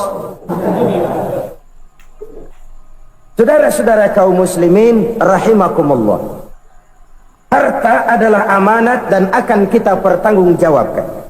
Allah melebihkan rizki sebagian kita dari yang lain agar kita saling tolong menolong, bantu membantu. Nabi janjikan, siapa yang meringankan beban saudaranya muslim di dunia, Allah akan meringankan bebannya di akhirat nanti. Sebuah jaminan dari baginda Nabi. Si orang yang kita bantu barangkali tidak bisa membalas, Allah yang akan membalas lewat jalan lain yang tidak pernah kita sangka-sangka. Ada orang tanya, Pak, ini ada orang nyumbang masjid sambil marah-marah, bagaimana? Saya bilang, sumbangannya aja ambil, marahnya jangan. Marahnya jangan diambil, itu urusan dia. Saudara-saudara kaum muslimin rahimakumullah, umat Islam ini kan umat yang punya potensi besar. Kadang kita merenung, kenapa kadang-kadang pembangunan masjid kok lambat sekali? Kalau hotel hari ini peletakan pertama, bulan depan peresmian. Supermarket hari ini peletakan batu pertama, minggu depan peresmian. Tapi kalau sudah yang namanya masjid, kadang-kadang peletakan batu pertama sekaligus jadi batu terakhir. 3 tahun, 4 tahun, campur nebar jalak di jalanan, duit dijaring kayak ikan sepat. Apa tidak ada orang Islam yang kaya? Banyak. Apa tidak ada pengusaha muslim yang jadi konglomerat? Ada. Lalu yang belum banyak itu yang komit terhadap nilai-nilai agamanya. Akhirnya kita jatuh jadi umat yang lemah. Belum ada pengusaha konglomerat muslim buka pabrik super mie cap beduk misalnya umpamanya, atau pabrik kecap cap sorban, supaya identitas keislamannya sedikit kelihatan. Kita jatuh jadi umat yang lemah karena potensi tidak terinventarisir dengan baik. Kita ini ibarat kompor yang cuma matengin nasi orang lain. Potensi kita dimanfaatkan oleh orang lain. Ukhuwah Islamiyah kita baru terbatas kepada silaturahmi. Ukhuwah di bidang ekonomi kita lemah, ukhuwah di bidang kebudayaan kita lemah, apalagi ukhuwah di bidang politik kita lebih rapuh lagi. Padahal ukhuwah itu adalah totalitas kehidupan manusia, menyangkut ipolek sosbud, memerlukan nilai-nilai ukhuwah. Jadi oleh karena itu mari kita menyadari, di dalam harta kita, walaupun kita yang cari, pergi pagi, pulang sore, peras keringat, banting tulang, di sana ada harta anak yatim, di sana ada hak masjid, di sana ada hak pesantren, di sana ada hak jihad. Berbahagialah seseorang apabila dia oleh Allah dijadikan keran itu menyimpan air, tapi tidak untuk dirinya, tapi disalurkannya kepada mereka yang memang memerlukannya. Saudara-saudara kaum muslimin rahimakumullah, ini yang pertama. Jadi perbendaharaan surga adalah menyembunyikan sedekah. Orang lain nggak tahu, kita pun nggak pernah ngitung-ngitung. Kita anggap lewat begitu saja, padahal itu deposit akhirat. Satu. Yang kedua, perbendaharaan surga itu apa? Wa kitmanul musibah, menyembunyikan kesulitan. Kadang orang takut menghadapi kesulitan, tapi makin kita merenung, hidup ini kan sebenarnya urusan. Takut sama urusan, ya jangan hidup. Tandanya orang hidup itu kalau punya urusan. Urusan melupakan problem sering menimbulkan kesulitan. Kesulitan bukan untuk ditakuti, tapi untuk diatasi dan dicarikan jalan keluarnya. Siapa sih orangnya yang nggak pernah sulit-sulit? Makin tinggi status sosialnya, makin gede urusannya. Makin tinggi kualitas imannya, makin berat tingkat kesulitannya. Cuma memang yang namanya enak itu seperti pelangi. Biang lala itu nggak pernah di atas kepala kita, di atas kepala orang melulu. Lo sih enak lo, kata kita. Dia juga bilang yang enak kan lo. Pelangi itu nggak pernah di atas kepala kita. Kata tukang beca, aduh enak ya naik Mercy. Kata tukang beca, apa yang di dalam mobil Mercy? Aduh enak bener tukang beca, di jok ngeringkuk ngorok pules bener. Saya kamar pakai AC sejuk, tempat tidur sutra empuk, alga spring bed, gula kulik nggak bisa pules kalau belum minum Valium, belum tidur. Enak bener tukang beca, di jok ngorok nggak tahu wetan kulon. Si tukang beca bilang yang di Mercy enak, yang di Mercy bilang tukang beca enak. Inilah enak, nggak pernah di atas kepala kita, di atas kepala orang lain melulu enak itu. Nah saudara-saudara, yang merupakan perbendaharaan surga itu orang yang bisa menyembunyikan kesulitan, baik pribadi ataupun rumah tangga. Nih terutama rumah tangga yang jadi soalnya. Kadang-kadang kita ini kalau senang, sebaliknya kalau senang kita diam, kalem aja, cuek. Banyak banget duit kita bawaan, diam aja udah, malah ketemu orang takut. Tapi begitu susah sekampung tahu. Padahal Nabi mengajarkan perbendaharaan surga itu menyembunyikan musibah, menyembunyikan kesulitan. Kalau enak cerita sama orang-orang, kalau nggak enak rasain sendiri, tekan sendiri, atasin sendiri. Kita kan sebaliknya, senang kita diam, asal lagi susah paling tidak kita nyari teman buat cerita kesusahan. Siapa orangnya yang nggak pernah susah? Cuma soalnya bagaimana kita mengatasi kesusahan itu sendiri. Begitu juga misalnya kalau orang sudah berumah tangga, itu orang tuanya harus menjadi tempat dia cerita yang enak-enak saja. Yang nggak enak rasain berdua, selesaikan berdua, atasin berdua. Jangan dibalik. Asal senang diam, giliran susah aja maknya laporan. Terbalik, bisa menjaga security informasi. Maka nama bayam keluar diem, malah seluitan. Enak amat lo makan daging ayam. Security informasi. Saudara-saudara kaum muslimin rahimakumullah, ujian yang terberat itu yang pernah diberikan kepada para nabi, para rasul, para aulia, para ulama. Makin tinggi keimanan makin berat bentuk kesulitan. Ayo saya kemukakan satu contoh saja. Ada seorang nabi yang kaya, nabi kaya, namanya Nabi Ayub. Iblis kalau orang begini kan keki, ibadahnya rajin, kaya. Nih yang kayak begini susah digodain. Kalau ibadahnya rajin, miskin, enggali bisa disogok. Sini imannya mantap, ibadahnya rajin, kaya, nabi lagi. Oh, tapi namanya iblis nggak kurang akal.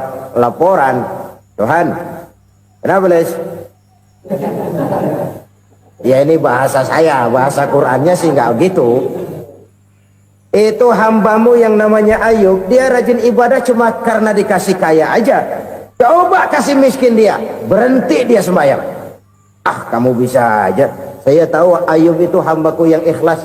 Saya buktiin Tuhan, silahkan. Dibuktiin lah, iblis turun ke alamin. Yang mula-mula dia lakukan, dia rusak sawah ladang Nabi Ayub, dia binasakan binatang ternak Nabi Ayub, sehingga dalam waktu singkat jatuhlah Nabi Ayub dari orang paling kaya jadi orang paling miskin. Beliau masih ibadah di mihrab dalam masjid, datang iblis. Saudara Ayub, ya, lagi ngapain? Ibadah. Nyembah Allah, nyembah Allah. Oh, percuma. Kenapa? Tuhan yang ente sembah nih, dia udah bikin miskin ente. Sawah ladang ente hancur lebur, binatang ternak binasa. Sekarang ente jadi orang paling miskin. Ngapain nyembah Tuhan kayak begitu? Tekor. Udah berhenti dah ibadah, berhenti ibadah. Ini iblis sama Tuhan laporannya lain, yang dikerjakan kepada Nabi Ayub juga lain. Benar begitu iblis kata Nabi Ayub? Iya. Sawah ladang saya habis, buras. Binatang ternak saya binasa, binasa. Saya miskin, bangpak. Apa jawab Nabi Ayub? Bukan innalillahi, ya ini hebat. Alhamdulillahillazi a'tani wa akhadha minni. Segala puji bagi Allah yang telah memberikan harta kepada saya dan sekarang mengambilnya lagi. Alhamdulillah. Allah yang ngasih, Allah yang ambil. Itu mah urusan Allah. Iblis cuman ibadah jalan terus, sujud lagi Nabi Ayub. Iblis seleher gondok banget. Dasar Nabi nggak mempan dia apa-apain. Miskin malah alhamdulillah. Allah yang ngasih, Allah yang ambil. Jadi kalau kita tidak komit, kita tidak terikat kepada kaya, miskin, senang, susah, apa yang bisa bikin kita susah? Jadikan kekayaan, kemiskinan, jadikan senang, susah sebagai anak buah yang bisa kita atur. Jangan kekayaan ngatur kita, jangan kemiskinan ngatur kita. Kita yang harus mengatur mereka. Senang, susah, kaya, miskin, bahagia, sengsara, jadikan itu anak buah yang bisa kita atur. Kalau sekarang kita kaya, lain saat boleh jadi kita miskin, semiskin-miskinnya. Allah yang ngasih, Allah yang ambil. Tenaga mana yang bisa menghalangi? Ibadah jalan terus. Iblis makin gondok. Dasar Nabi loh. Akhirnya apa? Nabi Ayub dikerjain, diberikan penyakit. Demikian fatal penyakitnya. Bayangin, udah miskin sakit. Masya Allah. Miskin sakit. Sakitnya nggak lama, kira-kira 16 tahun. Istrinya 3, 2 mental minta ceraiin. Ngerawatin laki bengek begini. Senang belum tentu, susah udah pasti nih. Cerai aja, cerai dah. Cerai. Tinggal satu Siti Rahmah yang setia menemani beliau. Sesetia-setianya hati perempuan. Satu saat Siti Rahmah bilang, "Bang, iya, abang kan Nabi bang. Lalu namanya Nabi kan doanya jarang meleset bang. Maksud kamu minta kenapa sih sama Tuhan biar abang sembuh baik dah bang?" Siti Rahmah, "Iya, saya sakit berapa tahun sih dah? 16 tahun bang. Sebelum ini saya sehat berapa tahun? Ya kira-kira 60 tahun bang. Nah coba ente banding-bandingin Rahmah. Saya dikasih sehat 60 tahun, dikasih sakit 16 tahun. Sudah nggak sabar mau doa kepada Allah minta sembuh. Saya malu kepada Allah. Diuji dengan yang luar biasa seperti ini, tidak mengganggu stabilitas kehambaannya. Dia tetap menghamba kepada Allah Subhanahu wa ta'ala. Saudara-saudara kaum muslimin rahimakumullah. Kunci menghadapi kesulitan itu apa? Allah jelaskan dalam satu ayat, wa basyiris sabirin alladzina iza asabathum musibah qalu inna lillahi wa inna ilaihi raji'un. Gembirakan orang-orang yang sabar. Siapa mereka itu? Yang apabila mendapat musibah mereka kembali kepada keyakinan dasar segalanya dari Allah dan segalanya akan kembali kepada Allah. Ini konsepsi dasar dari sikap muslim dalam menghadapi berbagai kesulitan. Segalanya dari Allah, segalanya akan kembali kepada Allah.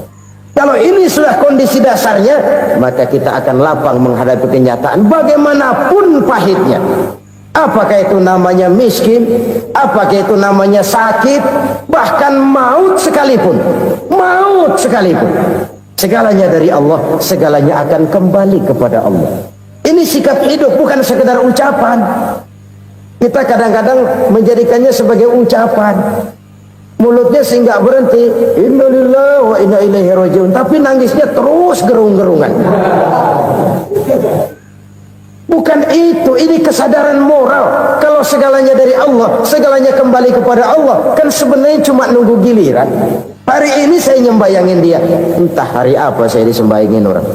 Hari ini saya antar dia ke kubur, entah hari apa orang nganterin saya ke kubur. Hari ini saya tahlilkan dia, entah nanti kapan orang tahlilkan saya. Segalanya dari Allah, segalanya akan kembali juga kepada Allah. Oleh sebab itu saudara-saudara, kesulitan bukan untuk ditakuti. Kesulitan justru untuk diatasi, dicarikan jalan keluarnya. Dan tidak ada orang yang tidak pernah mendapat kesulitan. Tidak ada. Semakin tinggi status sosial, semakin tinggi kualitas keimanan, semakin besar juga tingkat kesulitan. Hanya saja bagaimana cara kita mengatasinya. Dan Al-Quran menyatakan innama al-usri yusra. Di balik kesulitan itu pasti ada kemudahan. Roda itu berputar. Karena itu Rasulullah sallallahu alaihi wasallam mengingatkan kepada kita, ta'arraf ila Allah fir raha ya'rifka fis syiddah. Ingatlah kepada Allah di waktu kamu senang, supaya Allah ingat kepada kamu di waktu kamu susah. Kalau waktu senang kita ingat kepada Allah, kita susah, Allah tidak akan meninggalkan kita. Tapi kalau waktu senang kita jauh dari Allah, sujud tidak sempat, dengan masjid jauh, ketika senang kita lupakan Allah, nanti begitu kita susah, Allah lupakan kita, dan itu menyakitkan. Oleh karena itu orang-orang tua kita dulu bilang, kalau lagi sehat ingat-ingat lu bakal sakit nanti. Kalau lagi kaya ingat-ingat satu saat kita bakal jatuh miskin. Bahkan kalau lagi muda ingat-ingat kita bakal tua. Dan yang terpenting kalau lagi hidup ingat-ingat kita bakal mati. Saudara-saudara kaum muslimin rahimakumullah. Jadi yang kedua yang merupakan perbendaharaan surga, menyembunyikan musibah. Saudara-saudara kaum muslimin rahimakumullah. Hal ketiga yang merupakan perbendaharaan surga adalah wasilatur rahmi. Orang yang suka bersilaturahmi. Sebagaimana yang kita maklum bahwa manusia adalah makhluk yang disebut zon politika. Makhluk sosial yang tidak mungkin hidup sendiri-sendiri. Betapa dan siapapun kita memerlukan orang lain. Bodoh betul manusia kalau tinggal di tengah masyarakat tapi tidak mau bermasyarakat. Merasa hebat sendiri, pintar sendiri, gagah sendiri, kaya sendiri. Mungkin kalau mati juga ngubur sendiri. Jangankan kita di sini, di sorga saja Nabi Adam waktu sendirian bengong melulu, mondar mandir. Allah tegur dam sepi dam. Jadi ini kalau bahasa saya. Iya Tuhan sepi ini nggak ada coret-corekan pisan ini. Diciptakan Siti Hawa baru anteng Nabi Adam. Itu di surga. Cobalah. Umpamanya saudara tinggal di Jakarta nih. Kayak bener. Apaan aja di Jakarta punya saudara deh. Jembatan Semanggi ambil, Monas Buntel bawa pulang, hotel-hotel ambil semua. Cuman tinggal di Jakarta sendirian, apa enaknya? Betapa dan siapapun kita perlu orang lain. Tidak ada seorang pun yang bisa memenuhi kebutuhan hidupnya secara sendiri-sendiri. Nah, Islam telah menyelamatkan manusia dari ras diskriminasi, mengikat manusia dengan persaudaraan yang berlandaskan kepada akidah. Karena itu dianjurkan bersilaturahmi. Bahkan Nabi menyatakan, man arada ayyubsata lahu fi rizqihi wa yunsa'a fi atharihi falyasil rahimah. Siapa yang kepengen diluaskan rezekinya dan dipanjangkan usianya, banyaklah ia bersilaturahmi. Siapa yang kepengen dimudahkan rezekinya, hendaknya ia banyak bersilaturahmi. Kalau banyak teman, kesulitan kan paling tidak ada tempat cerita. Udah susah sendirian, kita pikirin diri, nggak ada tempat tukar pikiran. Cepet banget sama bengek. Dilawan sendiri. Nah, secara makro kita bisa berkata, tidak mungkin ada kemenangan kalau tidak ada kekuatan. Tidak ada kekuatan kalau tidak ada kesatuan dan persatuan. Tidak mungkin ada kesatuan dan persatuan tanpa semangat silaturahmi. Kalau umat Islam mau menang, dia harus kuat. Kalau umat Islam mau kuat, dia harus bersatu. Kalau umat Islam mau bersatu, dia harus membudayakan silaturahmi ini. Bahkan sampai-sampai kata Nabi, kalau bisa cari nilai tambah. Apa? Silman qata'ak. Bersilaturahmilah kau kepada orang yang marah denganmu. Masya Allah, indahnya ajaran agama kita. Orang yang marah pun kepada kita, kata Nabi, kalau bisa bersilaturahmilah kepadanya, kepada orang yang marah itu. Di situ nilai tambah. Cuman jujur nih hadis ngucapinnya gampang, ngamalinnya yang berat banget. Orang marah sama kita, kita disuruh silaturahmi, ada apa malu? Lu marah, ada gua marahan lagi, gue pikirin. Saudara-saudara kaum muslimin rahimakumullah. Tapi ini yang diajarkan, bahkan ini yang dicontohkan oleh baginda Rasul. Bagaimana begitu mudah, misalnya satu saat Abu Jahal ini ngatur strategi bagaimana bikin Muhammad celaka. Dia gali lubang di depan tempat tidurnya. Dia tutupin daun korma. Terus dia panggil seseorang, ke sini. Kasih tahu Muhammad, pamannya sakit keras, minta ditengokin. Berangkat orang ini ke sana. Muhammad, labbaik. Pamanmu sakit keras, dia minta ditengokin. Baik, saya akan datang menjenguk beliau. Berangkatlah Nabi ke rumah Abu Jahal tanpa prasangka apapun. Abu Jahal udah pasang setil, selimut 3 rangkap setengah dipakai, persis kayak orang meriang. Tapi sembari ngintip dari balik selimut, begitu Muhammad buka pintu, nah masuk perangkap nih. Muhammad jalan menuju tempat pembaringan. Makin lama makin dekat, makin lama makin dekat ke lubang yang dipasang oleh Abu Jahal itu. Dalam hati Abu Jahal, terus dah jatuh, mampus dah lo ini. Mampus lo hari ini. Apa yang terjadi? Malaikat Jibril datang. Muhammad, pamanmu cuma pura-pura sakit. Di depan tempat tidurnya ada lubang perangkap supaya kamu jatuh ke situ. Sudah, kamu pulang. Balik kanan Nabi. Sudah hampir jatuh ke lubang, balik kanan, pulang. Bayangin kecewanya Abu Jahal. Muhammad dikit lagi. Enggak paman, saya pulang aja. Emosi bangun dari tempat tidur, enggak sadar kalau lagi pura-pura sakit. Lompat ngejar Nabi, dia lupa dengan lubang yang dia gali. Pusrak, nyemplung sendiri ke dalam lubang.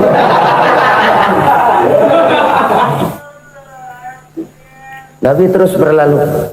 Ini terjadi keanehan. Jatuh ke lubang yang dia gali itu sebenarnya nggak terlalu dalam ya, antara 3-4 meteran lah. Tolong saya jatuh ke lubang ini. Datanglah pelayan-pelayannya itu. Angkat saya dari sini. Oh, yang ngulurin tambang. Satu gulung, belum juga nyampe itu tambang. Kurang, beli lagi ke warung. Sambung, ulur lagi, nggak juga bisa sampai. Wah, ini kerjaan Muhammad ini. Tolong, siapa salah seorang kamu ke rumah Muhammad, kasih tahu encangnya kecebur. Minta ditolongin. Sampaikan kepada Rasul. Kenapa? Pamanmu jatuh ke lubang, Muhammad minta tolong diangkatin. Tambang udah nyambung-nyambung nggak nyampe juga. Ya, nanti saya datang, saya tolong. Coba. Nyata-nyata orang berniat jahat mau mencelakakan dia. Datang dia menolong. Ini yang disebut air tuba dibalas air susu ya ini. Bukan sebaliknya. Air tuba dibalas air susu. Paman, kecebur ya? Iya Muhammad, tolong ini. Pegang tangan saya. Nabi ulurkan tangannya. Nyampe. Dipegang oleh Abu Jahal. Diangkat ke atas. Sampai atas, apa kata Abu Jahal? Sihirmu memang hebat Muhammad. Udah ditolongin dikata sihir. Yang enak kita kemplang kan itu orang begitu. Urusan apa? Tapi inilah akhlak. Kalau bisa kamu bersilaturahmilah dengan orang yang marah kepadamu sekalipun. Orang marah kita tetap baik. So, kalau kita berbuat baik sama orang yang memang baik, rasanya sih biasa-biasa aja. Orang baik kita baik lagi, ya draw aja, belum ada nilai tambah di situ. Baru ada nilai tambah kalau kita bisa berbuat baik kepada orang yang nyakitin kita. Itu namanya kita setingkat di atas dia. Dia sakitin kita, kita berbuat baik sama dia. Dia pelit sama kita, kita baik sama dia. Dia marahin kita, kita deketin dia. Di situ kita punya nilai tambah. Jadi siapa yang ingin diluaskan rezekinya kata Nabi dan dipanjangkan umurnya, hendaklah ia banyak-banyak bersilaturahmi. Sederhana sebenarnya silaturahmi, tapi silaturahmi membangkitkan semangat kesatuan dan persatuan. Kesatuan dan persatuan melahirkan kekuatan. Dalam matematika, 1 ditambah 1 pasti 2. Tapi di tengah masyarakat, 1 orang takut ditambah 1 orang takut, hasilnya jadi 2 orang setengah berani. Kenapa setengah berani? Karena udah berdua. Tadi pan takut sendirian. Kalau dia kumpul turu-turu takutlah jadi berani. Kita yang lemah, kita yang tidak berdaya, kita yang miskin, kalau mau kompak bersatu, apa yang nggak bisa kita kerjain? Apalagi tinggal di kota besar, pilihan cuma 2, bertahan atau minggir. Bertahan atau minggir. Untuk bisa bertahan harus mampu bersaing. Untuk mampu bersaing harus punya keahlian. Keahlian harus ditunjang dengan pendidikan, ditambah oleh kekompakan sebagai umat. Udah miskin mencar mulu, orang injek gitu. Orang nggak pandang urusan apa yang malu. Oleh karena itu, silaturahmi pada hakikatnya merupakan ruh dari ukhuwah yang diajarkan oleh agama kita. Bagaimana Islam menyelamatkan masyarakat manusia dari ras diskriminasi, mengikat manusia, dan tidak ada persaudaraan yang lebih indah selain persaudaraan yang diikat dengan nilai-nilai akidah. Sepanjang orang di jalan Allah, itulah saudara kita. Keluar dia dari jalan Allah, selesailah persaudaraan sampai di situ. Karena itu, kalau ingin menyimpan sesuatu di surga, banyaklah bersilaturahmi. Datang ke rumah ini, datang ke rumah itu, dan lain sebagainya. Itu simpanan kita di akhirat nanti. Ini yang ketiga. Saudara-saudara, yang keempat, perbendaharaan surga itu apa? Wa qawlu la hawla wa la quwwata illa billah. Ucapan la hawla wa la quwwata illa billah. Ibadah kan ada yang berat, modalnya besar. Bangun masjid berat, modalnya besar. Bangun rumah sakit berat, modalnya besar. Ada ibadah yang berat tapi modalnya ringan. Misalnya puasa. Puasa itu berat, mengendalikan nafsu. Kalau sekedar nggak makan nggak minum sih enteng, mengendalikan nafsu. Itu jihad terbesar, tapi kan modalnya ringan, cuma niat saja. Ini ibadah berat, modalnya ringan. Ada ibadah yang ringan, modalnya juga enteng. Seperti termasuk ucapan la haula wa la quwwata illa billah. Tanpa sadar, la haula wa la quwwata illa billah. Nyelengin tuh di surga. Nyelengin, kita nggak terasa, nyelengin simpenan akhirat. La haula wa la quwwata illa billah. Nyimpan lagi. Kaget, la haula wa la quwwata illa billah, nyimpan lagi, banyak simpanan. Walaupun sebenarnya yang dimaksud di sini adalah kesadaran batin bahwa tidak ada daya dan kekuatan kecuali Allah. Itu intinya. Kita memulai pekerjaan disunahkan baca bismillah, kan begitu. Apa itu? Kesadaran moral. Bahwa ini saya bisa kerjakan, saya kerjakan ini dengan menyebut nama Allah. Kenapa? Kalau Allah tidak memberikan daya dan kekuatan, mana mampu saya kerjakan ini. Maka saya kerjakan ini dengan menyebut nama Allah. Bismillah. Kesadaran moral. Manusia hanya wajib berusaha, tapi nggak pernah wajib berhasil. Banyak hal-hal yang kalau kita renungkan secara rasio nggak mungkin, tapi jadi kenyataan. La haula wa la quwwata illa billah. Tidak ada daya dan kekuatan kecuali bagi Allah semata-mata. Kesadaran moral akan kelemahan dan keterbatasan makhluk bernama manusia. Kadang kita kagum dengan otak, tapi kita sering lupa sama yang bikin otak. Padahal bagaimanapun hebatnya otak, yang bikin otak pasti lebih hebat dari otak. Nggak percaya, silahkan otak-otakan. Inilah kecenderungan. Kita kagum dengan pesawat-pesawat mutakhir, bukan main, besi gede banget terbang itu. Alangkah hebatnya. Lalu apa yang bikin otak tidak lebih hebat dari itu semua? Kita puji laut, apa yang bikin laut tidak lebih hebat dari laut itu? La haula wa la quwwata illa billah. Tidak ada daya dan kekuatan kecuali Allah. Apa yang bisa kita lakukan kalau tidak karena daya dan kemampuan yang diberikan oleh Allah kepada kita?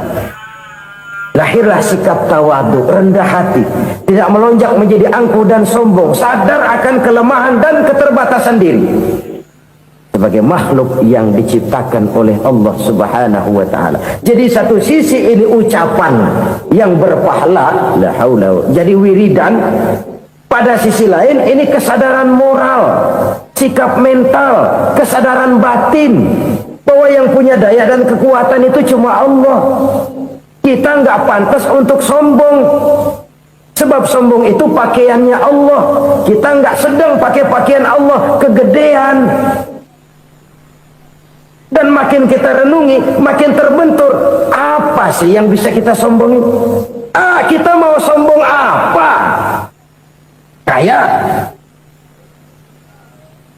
pintar, itu kan semua relatif. Di atas langit masih ada langit lagi. Jadi oleh karenanya, marilah kita menyadari, manusia hanya wajib berusaha, tapi tidak pernah wajib berhasil. Yang berusaha saja tidak wajib berhasil, apalagi yang tidak berusaha. Islam bukan agama orang pemalas yang selesai sholat lalu endelohom, nggelenggem ayem-ayem. Tapi Islam bukan agama orang sombong yang setelah berusaha lalu tidak memerlukan Allah. Kita bisa saja bikin proyeksi tahun sekian kita bakal panen besar menurut perhitungan otak. Tapi ada kejadian lain. Apa? Tikus ngambek. Habis itu dimakanin tikus, panen gagal.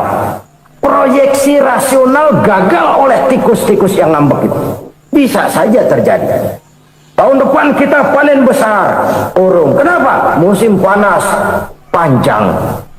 Lalu sekarang ini koran-koran bikin berita musim mengalami penyelewengan. Bukan cuma manusia yang nyeleweng sekarang. Musim pakai nyeleweng. Mestinya kan musim hujan udah selesai, masih hujan-hujan juga. Musim. Nah sekarang kita boleh bikin proyeksi, kita bakal panen besar. Tahu-tahu musim panas panjang, sawah retak, air kering. Cari teknokrat yang paling botak, suruh pendekin tuh musim panas. La haula wa la quwata illa billah. Inilah kesadaran moral. Saudara, saya teringat satu saat ada seorang konglomerat. Umurnya ya kira-kira 70-an. Satu saat dia ditanya oleh wartawan, "Pak, umur Bapak berapa sih?" "Ya paling 10 tahun." 10 tahun? 10 tahun? Anak Bapak berapa orang? Satu saja? Satu. Harta Bapak berapa? Ya paling-paling bangsa 7 juta kali. 7 juta? Iya. Pak, kenapa Bapak bohongi saya? Bapak punya buku biografi, koran-koran, majalah-majalah banyak memuat cerita riwayat hidup Bapak. Saya tahu umur Bapak 70. Kenapa bilang cuma 7 tahun? Saya tahu anak Bapak 8. Kenapa cuma bilang 1? Saya tahu harta Bapak miliaran, mungkin triliunan, pabrik di mana-mana, bank di mana-mana. Kenapa bilang uang Bapak cuma 7 juta? Nah, kata si konglomerat tadi, "Kamu benar, nak, kamu benar. Umur saya kalau jumlahnya memang 70, nak. Cuman ingat-ingat saya, baru 7 tahun terakhir ini saya sujud. Baru 7 tahun terakhir ini saya berusaha dekat dengan Allah. Saya laksanakan perintahnya, saya jauhi larangannya. 7 tahun inilah rasanya yang ada nilainya di hadapan Allah. Yang 63 tahun matong, kelabu, kelem umur gue. Habis untuk maksiat, untuk munkarat. Maka ketika ditanya tadi, umur saya 7 tahun itu. Oh begitu Pak. Oh iya. Lalu anak Pak, anak Bapak kan 8. Kenapa bilang cuma 1? Nah, kalau jumlah hitungannya memang anak saya 8. Tapi dari 8 orang ini rasanya cuma 1 nih yang bakal jadi buah hati, belahan jantung, pelanjut cerita, penerus sejarah, bakal jadi anak soleh yang akan mendoakan saya. Cuman 1 rasanya anak saya ini yang bakal jadi buah hati saya, besar-besaran saya, yang akan mendoakan di kubur saya, yang akan mendoakan di akhirat saya. Yang 7 orang mana? Masya Allah, yang atu tenggeng, yang atu nyekek botol mulu, yang atu nggak karu-karuan. Makanya saya bilang 1 anak saya yang akan bisa mendoakan saya. Oh begitu Pak. Iya. Nah harta Pak, harta Bapak kan triliunan, pabrik Bapak di mana-mana, uang Bapak hampir di tiap bank-bank besar. Kenapa bilang cuma 7 juta? Betul kau nak. Harta saya kalau jumlahnya memang miliaran, triliunan mungkin. Tapi yang saya ingat baru 7 juta tuh yang saya belanjakan di jalan Allah. Saya nyumbang masjid, saya santuni yatim piatu, saya bantu pembangunan pesantren, saya bantu pembangunan rumah sakit Islam. Itu yang akan saya bawa pulang ke akhirat, yang 7 juta itu. Yang triliunan itu nanti akan diperebutkan oleh anak-anak saya sebagai waris saya. Jadi harta saya 7 juta itu yang bakal nemenin saya di akhirat, yang akan saya bawa pulang jadi teman saya. Saudara-saudara kaum muslimin, jangan-jangan orang tua itu adalah kita-kita ini. Jangan-jangan kita-kita ini adalah orang tua itu.